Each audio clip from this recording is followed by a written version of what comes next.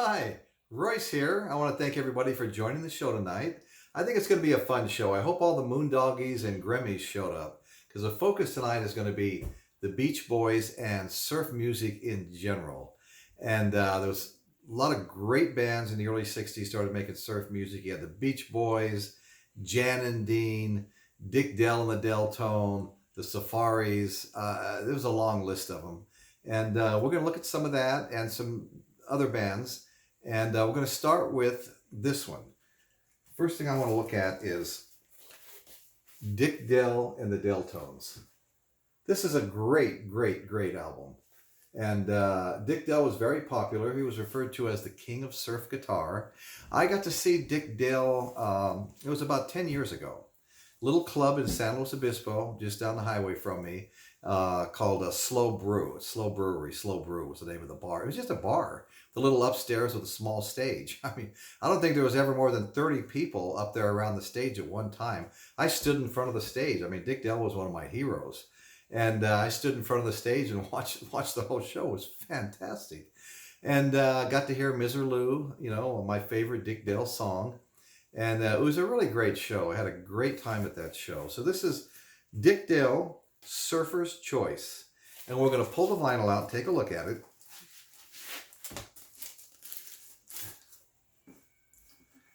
Deltone Records. I'll move this up a little closer. Deltone Records. I'll try to get you a peek at the vinyl with the light on it. I can't find anything wrong with this album at all. And it's a very, very old album. Original pressing.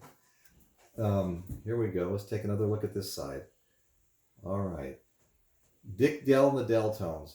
Interesting thing about Dick Dale is, if you remember any of the old surf movies, I saw them all as a kid with Frankie Avalon, Annette Funicello. I love the scenes.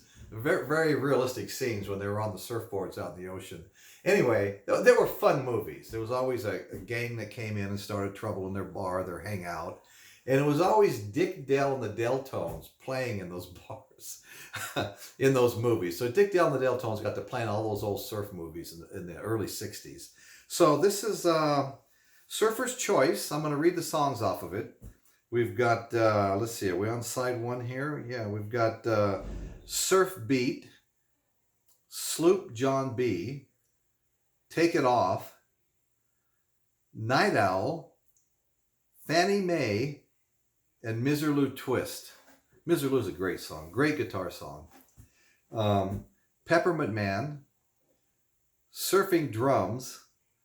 I'll talk about surfing drums in a little while. Shake and Stomp, Lovey Dovey, Death of a Grammy. I hope there's some Grammys watching tonight. And Let's Go Trippin'. These are great songs. I highly recommend Dick Dale and the Deltones. It's fantastic music. He recently passed away. I felt really fortunate I got to see him at such a small venue and stand up next to the stage and watch him play. It's just great. So that's Dick Dale and the Deltones. Very prominent surf band. And I want to say something before we go any further. There was a band called the Safaris, and they made a song called Wipeout. And I've never seen anything like this in my life. Every kid in school, I was in the 7th grade when the Safaris made, you know, the song Wipeout was, you know, a hit song. And every kid in 7th grade, every boy at least, was trying to play Wipeout, the drum solo from Wipeout on their desk. You might walk into class if the teacher wasn't there yet. 7th grade, you walk into class, there may be 6 to 10 people all trying to play Wipeout on their desks. I mean, it may not have been the greatest solo ever made or the most technical solo ever made, but I guarantee it was the most popular ever made. Everybody wanted to play it. I remember one time in particular, I was playing it on my desk, and a buddy of mine walked in, Denny Perry, he lived down the street from me. And I was really feeling good about myself. I was really getting this down. I was feeling real proud of myself. And I turned to Denny and I said, "Hey, Denny, check this out." And I started, I started playing the drum solo. And I looked over at him, you know, just for a reaction when I got done. He just shook his head and started laughing. It's kind of a like, you suck, you know. Anyway, he formed his hand like, you know, in the shape of a C. And put it over the edge of the desk and started playing Wipeout between his thumb and his fingers. It was like twice as good as what I just got through playing with both hands. That was kind of the end of my drum aspiration days. Anyway, that was the Safaris, and the song was Wipeout. It's a fantastic song. It's funny and fun to listen to. And the drums are great, and the electric guitar is great. The guitar parts are fantastic. I mean, it's just got surf written all over it. Anyway, so the first album I'm going to show tonight by the Beach Boys is their very first live concert album, Beach Boys Concert. This is the first concert album. Came out in, what is it, like 64, I believe. And it was their first chart topper. This went straight to the top of the charts, this concert album. And you take a look at the back. You can see the boys. 3 brothers, a cousin, and a friend originally formed the band. And their father actually managed the band. Beach Boys Concert. Their first live album and first chart topper. Okay, so we're gonna pull the vinyl out. And if I remember right, this is very, very clean still also. Capitol Records, Beach Boys Concert. Gotta get the vinyl in the light a little bit so you can see that there aren't any scratches or scuffs on it. Very, very clean. Very clean. Both sides are clean. Yeah, it's just in great shape. This is old vinyl. Okay, so let's go back to side 1 and take a look. See if we recognize anything here. Fun, fun, fun. She'll have fun, fun, fun till her daddy takes the T-bird away. Who hasn't heard that song 1,000 times? And number 2 is The Little Old Lady from Pasadena. That's such a great... These songs are so fun. I can't say enough about them. These songs are just fun. Number 3, Little Deuce Coupe. A little Deuce Coupe, you don't know what I got. Terrible voice. Long Tall Texan. In my room. Believe it or not, Monster Mash. The Monster Mash is on this. Side 1, song 6, the Monster Mash. Let's Go Trippin'. That was a cool song too. All right, we're going to go to side 2. Papa Ooh Mow Mow, Papa Ooh Mow. That's the name of the song, Papa Ooh Mow Mow. And surf all the way, just dripping in surf. The Wanderer. They call me the Wanderer? Okay. Hawaii. Graduation Day. I Get Around. That's a great song. I got a silly story I could tell about that one. I might embarrass myself. And Johnny Be Good. So those are great, great songs. Vinyl is perfect. Listen to this again 3 nights ago. I just enjoyed the hell out of it. You know, a lot of us haven't listened to vinyl much in a lot of years. You know, I went from vinyl as a kid, mostly my parents' stuff, to 8 tracks. I skipped over 4 tracks to 8 tracks. Didn't have a car till we had 8 tracks. Then we went to cassettes and then CDs. And so a lot of this vinyl is very old. It's all very old. I mean, this stuff dates back to, you know, the early 60s and stuff. So anyway, I'm going to put this away. This was the Beach Boys Concert. And just a fantastic album. Topped the charts. This next Beach Boys album did even better. It was certified platinum. Certified platinum in 1964. And that is Little Deuce Coupe. Check this out, Little Deuce Coupe. It's the 3rd album, came out in 1963 and was certified platinum in 1963. Little Deuce Coupe. All about hot rods, you know, things like that, drag racing, hot rod. That was a cool era. You know, I was, like I said, junior high, and my across the street neighbor, Ronnie Workman, he was about 6 years older than me. Him and all his friends were in a car club. They had the plaques, you know, in the back window with the name of the car club on it. They all had beautiful, beautiful cars. They all got new paint jobs. They all took them down to Tijuana and got, you know, either tuck and roll, or later they started getting diamond tuck, you know, upholstery put in them. You had to take your own thread. There's a lot of stitching when you're making tuck and roll or diamond tuck.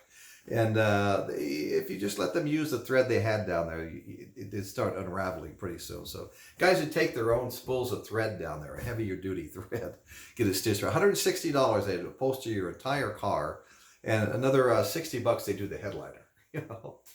Anyway, so I was hearing these songs blast from across the street when Ronnie Workman and his car club gang were at the house. His parents would leave and give him the house. And then all the windows in the front door would be open, and this thing, it was like you were sitting at a concert. They were blasting it so loud. All these songs. I mean, they're just great, great songs. Okay, so I'm gonna, I'll take the plastic off this so we can see it a little bit better.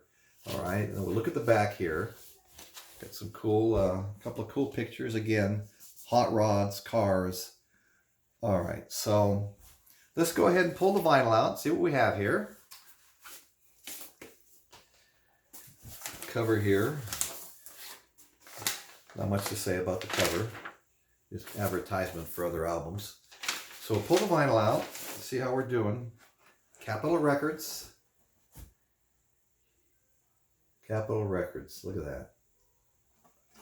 1964. You know, it's a long time ago.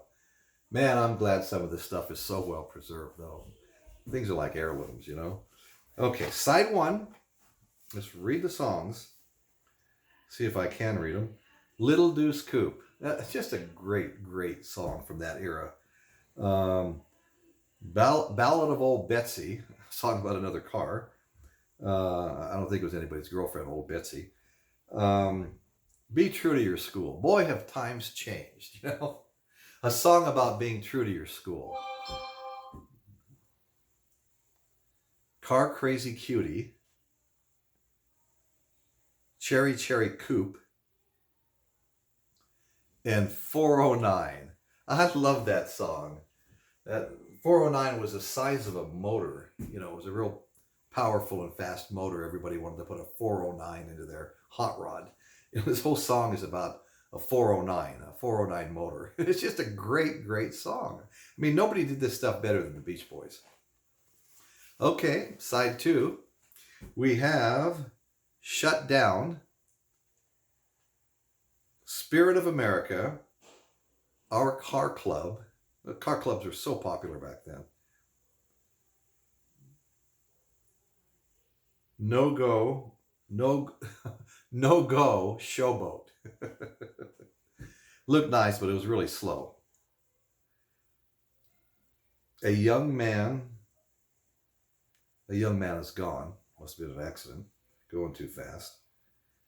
And Custom Machine. Little Deuce Coupe, like I said, certified platinum in 1964. That was huge. Okay, so we're going to put Little Deuce Coupe away. I've heard all these songs thousands of times, I think. Great, great songs. Great band. Beach Boys were fantastic. Okay. All right, now, let's see. What do we want to do here next? We've got two to choose from. I usually unbox anything I have in color, a newer album at the end. But I've got to save this old album for the end. So we're going to unbox. I'm going to get my knife out. I haven't even opened this yet. We're going to unbox a colored Beach Boys album right now. And I'm going to save the old one for last, which is a little out of character, but there's a reason for it. All right, so this is called Beach Boys Icon. And what you're looking at there is the actual album. The cover's got a circle cut in it. And the album is supposed to be a beach ball. You know, I mean, look like a beach ball. Let me put it that way. So here we got Beach Boys Icon. Picture of a beach ball on the album. So let's pull out the vinyl. Crazy. Wow, look at this. Colored vinyl. A big beach ball. I love it. I love stuff like this. This is just fun. So anyway, we'll put that down. And we'll get the cover out. Picture the Beach Boys at the beach. Little hot rod, big longboard, like one of the ones I surf. I'm a surfer. I surf longboards, and I've had fun surfing. I mean, I've surfed up and down the California coast from Santa Cruz to San Diego, and we've been to Australia surfing. We've taken off, driven south of the border many times into northern Baja surfing, and I've been in like places like Cabo San Lucas, great surf breaks down there. Hawaii several times, but I've got to do a fair amount of traveling. You know, my wife and I, in different places, go surfing. We had a great time in Australia. We drove up and down the Gold and Sunshine Coast looking for surf and other things, and just discovering Australia. We'd never been there before. Our favorite place wound up being Noosa Heads. It was a great place. They hold the Noosa Festival of Surf there every year. So it's a well-known surf place. There's caution signs, caution, surfing instructions are taking place. And Noosa Head's a great break. I remember I would get up at 4:30 in the morning and take off out of our, they call them apartments. Take off with my surfboard that I had inside there. I actually bought a surfboard while I was in Australia because I tried to rent them a couple of times. I kept getting just junk. So I walked into a surf store in Noosa Heads, and a young man came out, very proud of himself, grabbed my hand and said, "I'm Josh Constable." I go, "Oh, glad to meet you, Royce Hennings." He goes, "What kind of board are you looking for? What tell me about your style of surfing, how long you've been surfing, what you surf." And he goes, "I got just the board for you." He takes me over there, picks the board off the rack, and he goes, "This is your board." I go, "Yeah, but what?" He goes, No. Forget about that one now. This is your board." So I bought the surfboard. It was like 1,200 Australian. It was like 60 cents to an American dollar then. So anyway, it cost me, I think, $600. And I carried it through 3 international airports. Anyway, so I bought this board, and the kid's name that was working there as a salesman was Josh Constable. I really didn't know until later. He was the #2 longboarder in all of Australia, and 2 years later, he was #1 in the world. I've got pictures of him and I with my new board out in front of the surf store. Anyway, so that's #1 surfer in the world right after he sold me that board. I had no idea. Anyway, I had a great time surfing. I'd get out there at 5 o'clock in the morning, just becoming light in Australia. And there was an old guy there named the Colonel. Everybody called him the Colonel. He surfed, 72 years old, surfed every single day, hours and hours. Anyway, so the Colonel would, I'd get out there. I'd try to be the first one out there, and the Colonel always beat me no matter what. And we just sit there and talk until it started to get light enough to surf. One day he says to me, "Hey Royce, you see those 2 blokes over there?"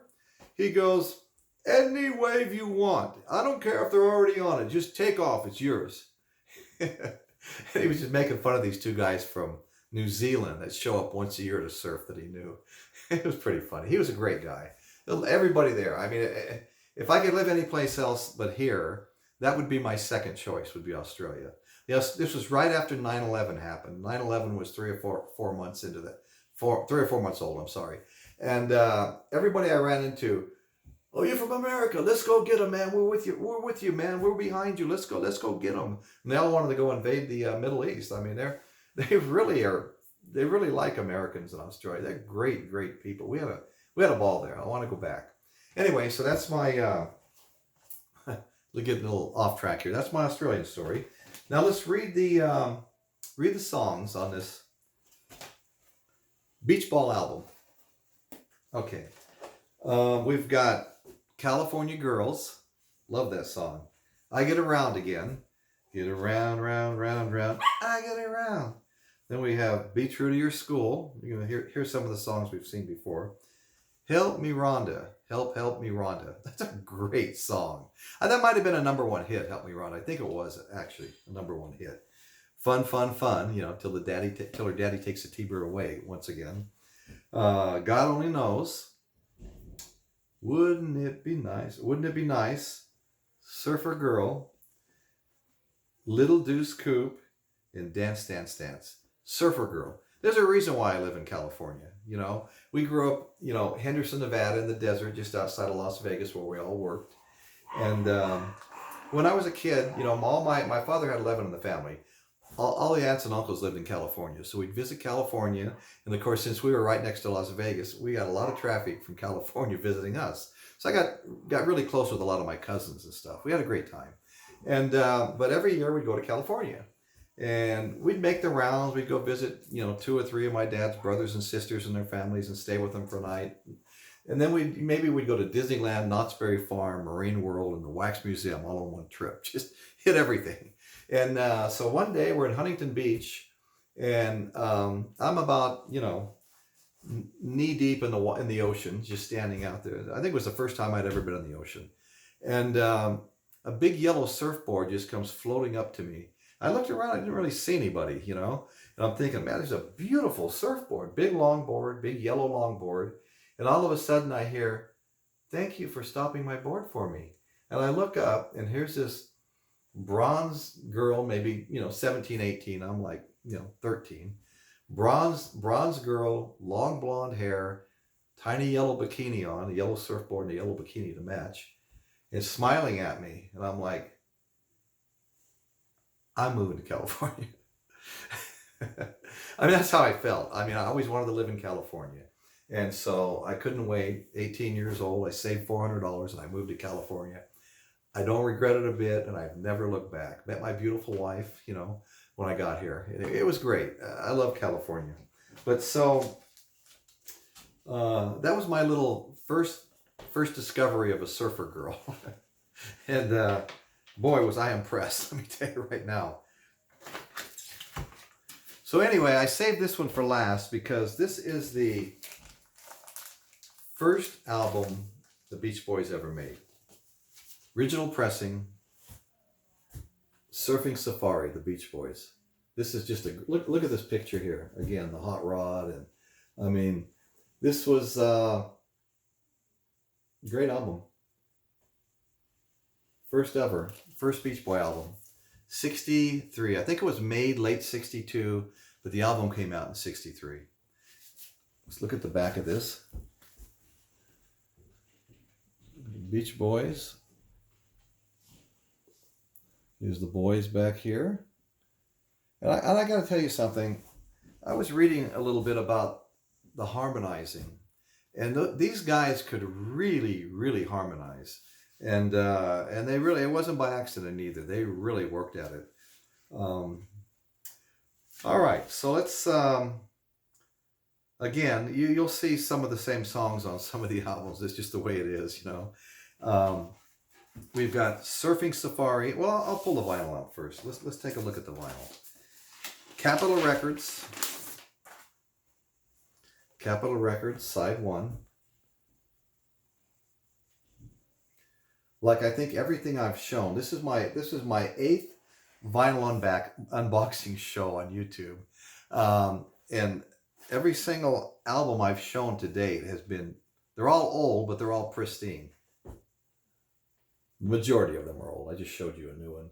There's usually maybe one new one in each group. Not always. Elton John was all old vinyl, 5 old albums, pristine condition. Okay, Capitol Records. This vinyl is old and it's perfect. And we're going to read the songs. Surfing Safari, name of the album. County Fair. 10 Little Indians. 10 Little Indians, I love it. Chug-a-lug, wonder what they're doing there. Little Girl, and again, 409. 409 cubic inches. Then we've got Surfin', Heads You Win, Tails You Lose. Summertime Blues. I love that song. That's a great song, Summertime Blues. Cuckoo Clock, Moondog, and The Shift.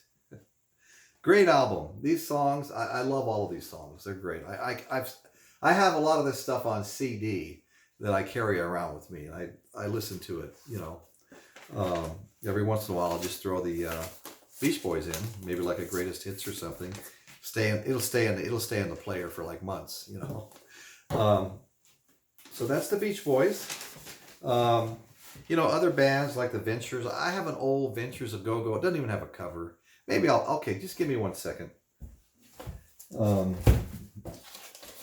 I knew I had an old Ventures album. I found it. And it doesn't even have a cover, but it's Ventures A Go-Go. Ventures A Go-Go. And you know what? The vinyl is probably a little rougher than everything else I've shown.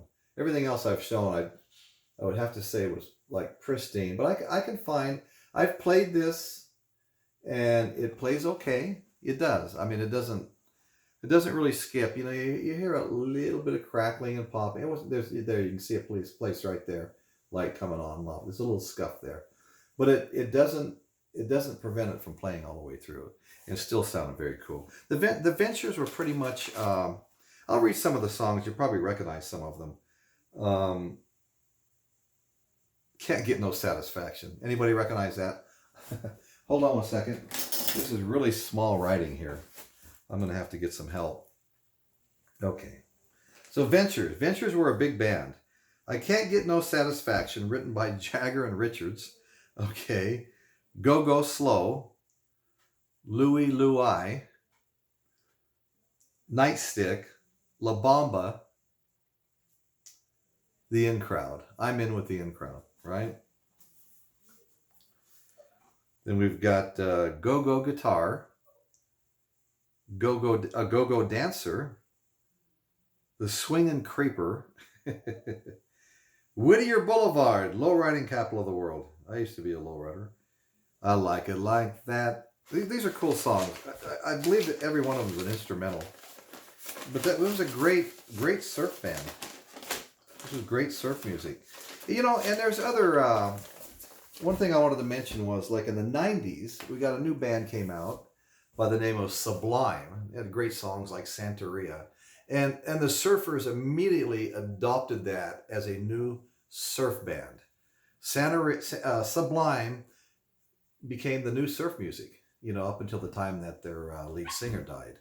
And that was fantastic. I had their music. I really liked Sublime. It was kind of a mix between rock, reggae, and a couple of other genres. It was very, very unique. It had some rapping in it. But the music was great. The lyrics were great. The lead singer's voice was great. Everything about Sublime was great. I really enjoyed listening to Sublime. I had a couple of their albums. And the surfers have adopted, you know, all of a sudden a band becomes popular with surfers and it becomes surf music again. You know, like even songs like Herb Albert from Herb Albert and the Tijuana Brass.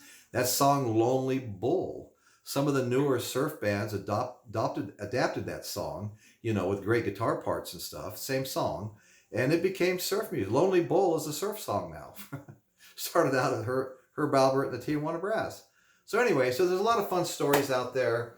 I've enjoyed surfing. I mean, it changed my whole life. I started surfing late in life. My wife and I were going to go to Hawaii on a honeymoon, and we were in our 40s, and not a honeymoon. What am I saying? Anniversary. We're going to go to Hawaii on our anniversary. And I'd always wanted to surf. So I told my wife, I'm not going to go to Hawaii and not surf. So I rented the surfboard in Morro Bay, you know, one of the surf shops. And I went out 2 or 3 nights a week after work, went out on the weekends for a couple of weeks. And when I got to Hawaii, I rented a board and went surfing.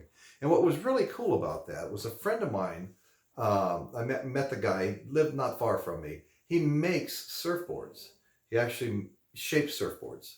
Anyway, so I bought several surfboards from him. He told me, Royce, when you get over there, he was friends with Rabbit Kikai, a famous well-known surfer. He hosted the Rabbit Kikai Costa Rican surf contest. And he's a famous, you know, original, you know, beach boy from Waikiki Beach. And he told me, go see Rabbit, go see another guy named Rosa. You know, he's there. His wife gives instructions. Cowboy Rosa. His name was Cowboy Rosa. So Rabbit Kikai and Cowboy Rosa. He told me, look all these guys up. They all hang out at the same place. Waikiki Beach is a little hamburger stand. It's next to the police station. The other side of the police station, people from all over the world keep boards stacked in these racks, vertically, with a little chain with a padlock across them. And it's the police stations right there with all the windows. And so nobody ever stole one. But so anyway, I got to meet all those guys, and they were kind of taking care of me. Here's what you do. Here's where you put your wallet. Here's where you put your towel. They had a certain little place. Everybody put certain things.